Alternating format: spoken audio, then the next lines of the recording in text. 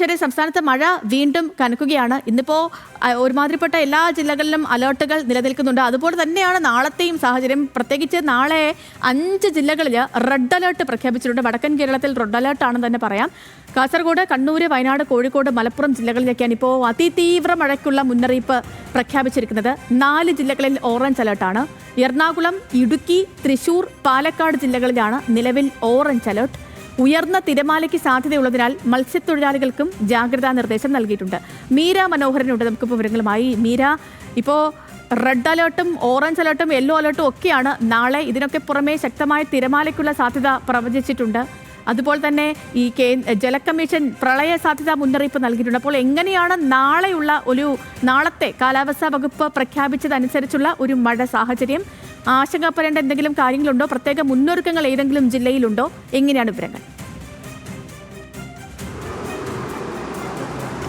സേതു സൂചിപ്പിച്ചതുപോലെ തന്നെ സംസ്ഥാനത്ത് കുറച്ച് ദിവസമായി മഴ തുടരുന്ന ഒരു സാഹചര്യമാണ്. അത് അടുത്ത 5 ദിവസത്തേക്ക് കൂടി തുടരും എന്ന് തന്നെയാണ് കാലാവസ്ഥാ നിരീക്ഷണ കേന്ദ്രം അറിയിക്കുന്ന മുന്നറിയിപ്പുകളിൽ നിന്ന് മനസ്സിലാക്കുന്നത്. ഇന്ന് പ്രധാനമായും 4 ജില്ലകളിലായിരുന്നു റെഡ് അലേർട്ട്. വടക്കൻ ജില്ലകളിൽ, അതായത് കണ്ണൂർ, കാസർഗോഡ്, വയനാട്, കോഴിക്കോട് ജില്ലകളിലായിരുന്നു റെഡ് അലേർട്ട്. അത് നാളെയും തുടരും.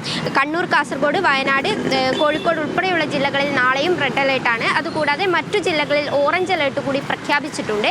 ഈ തെക്കു പടിഞ്ഞാറൻ ഉത്തർപ്രദേശിന് മുകളിൽ നേരത്തെ തന്നെ ഒരു ന്യൂനമർദ്ദം രൂപപ്പെട്ടിരുന്നു. ആ ന്യൂനമർദ്ദം ശക്തിപ്പെടുന്ന സാഹചര്യത്തിലാണ് ഇത്തരത്തിൽ കുറച്ച് ദിവസത്തേക്ക് കൂടി മഴ കൂടും എന്നുള്ള ഒരു മുന്നറിയിപ്പ് കാലാവസ്ഥാ നിരീക്ഷണ കേന്ദ്രം അറിയിക്കുന്നത്. സേതു സൂചിപ്പിച്ചതുപോലെ തന്നെ മഴയോടൊപ്പം ശക്തമായ കാറ്റിനുള്ള ഒരു സാധ്യത കൂടിയുണ്ട്. 40 മുതൽ 50 കിലോമീറ്റർ വരെ വേഗത്തിലുള്ള കാറ്റിനുള്ള സാധ്യത കൂടിയുണ്ട്. ഇത് കൂടാതെ പ്രളയ സാധ്യതാ മുന്നറിയിപ്പ്, ജലനിരപ്പ് ഉയരാനും പ്രളയ സാധ്യതാ മുന്നറിയിപ്പ് പോലുള്ള മുന്നറിയിപ്പുകളും കാലാവസ്ഥാ നിരീക്ഷണ കേന്ദ്രം അറിയിച്ചിട്ടുണ്ട്. ഇന്ന് തന്നെ രാവിലെ ഇത്തരത്തിൽ വെട്ടുകാടിന് സമീപം ഒരു മത്സ്യത്തൊഴിലാളി അപകടത്തിൽപ്പെടുന്ന ഒരു സാഹചര്യം ഉണ്ടായിരുന്നു. അത് പ്രളയ സാധ്യത മുന്നറിയിപ്പ് ഉൾപ്പെടെയുള്ള സാഹചര്യത്തിൽ മത്സ്യത്തൊഴിലാളികൾ മത്സ്യബന്ധനത്തിന് പോകരുത് എന്ന നിർദ്ദേശമുണ്ടായിരുന്നു. ആ സാഹചര്യത്തിലാണ് ഒരാൾ ഇപ്പോൾ അപകടത്തിൽപ്പെട്ടത്. എന്തായാലും വരുന്ന ദിവസങ്ങളിലും മഴ കനക്കുന്ന സാഹചര്യത്തിൽ തീരദേശവാസികൾക്കും മത്സ്യത്തൊഴിലാളികൾക്കും ഉൾപ്പെടെ ജാഗ്രതാ നിർദ്ദേശം നൽകിയിട്ടുണ്ട്.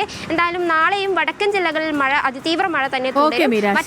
നാളെയും മഴ തുടരും. മാത്രമല്ല വടക്കൻ ജില്ലകളിൽ റെഡ് അലേർട്ടുമാണ് കേന്ദ്ര കാലാവസ്ഥാ വകുപ്പ് പ്രഖ്യാപിച്ചിരിക്കുന്നത്. മീരയാണ് വിവരങ്ങൾ